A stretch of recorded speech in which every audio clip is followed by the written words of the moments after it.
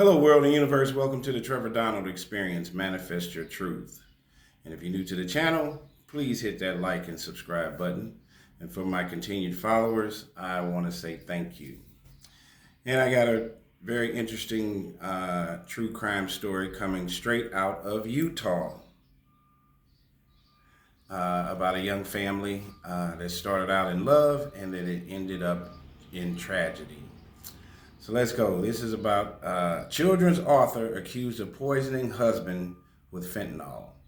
Her side of the story. A lot will come out at trial. Kouri Richins, now 33, is accused of murdering her husband, Eric Richins, for financial gain.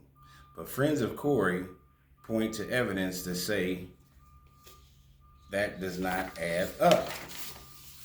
Her eyes reddened by crying, mom and aspiring children's book author Kouri Richins joined a Zoom business meeting with ghostwriter Shane Walter late last year from her home in Kamas, Utah.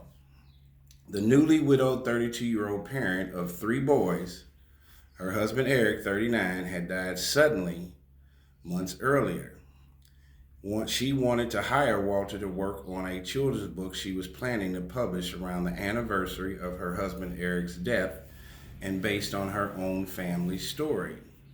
She was all alone at that point, says Walter, adding that Kouri often teared up when talking about her husband and boys. She was doing everything that a mother can do. But just months before the publication of Are You With Me?, a book featuring a boy dealing with grief over the loss of his father, appeared on Amazon and began racking up impressive sales. Then Kouri was arrested and charged with her husband's murder. Prosecutors say the deeply indebted real estate agent who owed creditors more than $2 million served Eric an evening cocktail laced with 5 times the lethal dose of fentanyl, which they say she had procured from a housekeeper moonlighting as a drug dealer. In order to collect on at least 5 life insurance policies that her husband Eric was not aware of, she'd taken out in his name, and which would be more or less to cover her debts upon his death. She would cash out these life insurance. Prosecutors have said and used against her has been taking, the things that prosecutors have said have been used against her and taken out of context. There's a lot that will come out at trial, says a friend close to the case. I'm certain that once it does, the jury will make the right decision. Kouri, who worked as a housekeeper through college, often felt as an outsider in Eric's affluent ranching family, according to friends. About a year after the birth of their first son, Carter, the couple married in a backyard wedding in June 2013. Shortly before Kouri walked down the aisle, decked in her wedding gown and pearls, Eric's mother surprised her and presented her with a prenuptial agreement, barring Kouri from claiming Eric's 50% stake in his stone masonry business, except in the event of his death. So if they got divorced, she couldn't take half of his masonry business, according to a civil suit over Eric's estate filed by Kouri in the Summit County District Court in June. The couple came to a head when Kouri decided to start a real estate business a few years ago. Kouri told investigators in an email sent weeks before her May 8, 2023 arrest. Eric wanted us to live like a typical conservative family, where the man takes care of the family, and the wife is a homemaker, wife, mom, and that's it. That is not my personality and not the way I was raised, Kouri said in the email, adding, I wanted to be more. Kouri said in the email the couple had worked things out, a statement supported by friends of both Eric and Kouri. Throughout the investigation, as all of this stuff hit the fan, a close friend of Kouri's recalled being surprised that she was still wearing her wedding ring after Eric's death. And Kouri said, I just miss Eric, recalls Kouri saying. Characterized as an ultimate family man in his obituary, Eric was a member of the Church of Jesus Christ of Latter-day Saints and had gone on to start doing illegal drugs during their marriage, according to Kouri. Eric's family never liked Kouri, a friend says, and they want to believe Eric was perfect in every way.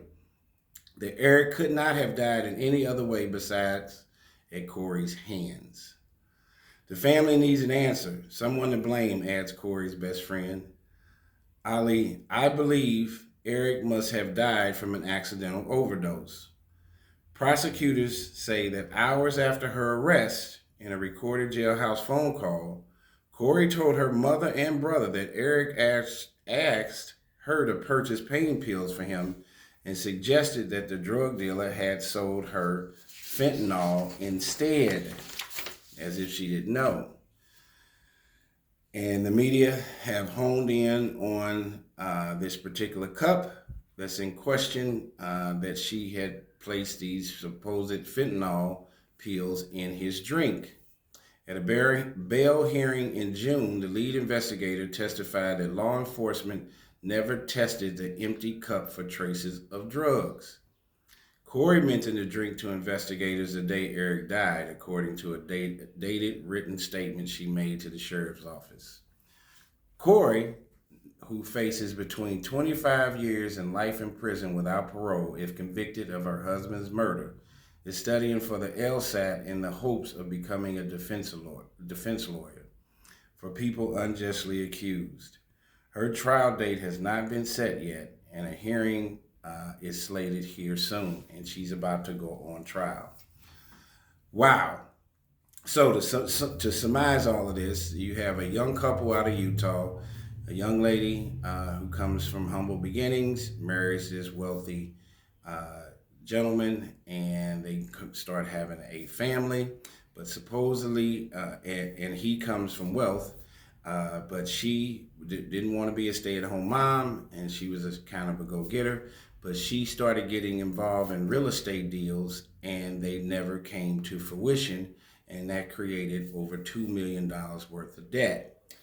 And she did not have a way out. And Eric was telling her he didn't want her to be a part of her real estate company, and particularly a $2 million house that she was trying to buy and invest in. And they're saying as a result of that, all of this debt that she incurred, she started taking out these life insurance policies on her husband, Eric, without his knowledge, that would cover the debt upon his death. And they're saying that she went and bought these fentanyl pills from a supposed drug dealer, and she basically poisoned him. But there was also an issue in their marriage a few years earlier where Eric thought that he was being poisoned by her when he ate a sandwich, but he didn't want to leave his wife. So he had suspicion about his wife trying to poison him, but he didn't want to leave his children. And for my listeners, the real question is, do you stay no matter what, and just to salvage your children and being there to raise them in the same house and die? Then you're not going to get to save them, raise them anyway. Or do you divorce her, get another home, and then get joint custody and raise your children in a cohabitated lifestyle? I think that Eric saw some signs where he needed to go, and he should have left. I don't think that he should have allowed that his wife, if she did it, to kill him, all under the auspices that he wanted to be in the same home with his children. You can raise your children from a different place. People get divorced every day. But this is one of these scenarios, if Kouri did kill her husband, that this was marriage until death do us part. And if she took part in killing her husband to retain the children and get out of debt, this is a diabolical and terrible situation, and this woman should be arrested and spend the rest of her life in prison. But it also gives you a measure that you have one of the biggest decisions you'll make ever in your life is who you marry. It's a contract, it's a business decision, and it can affect you either positively or negatively. And here is one of those examples. Tell me what you think. This is the Trevor Donald Experience.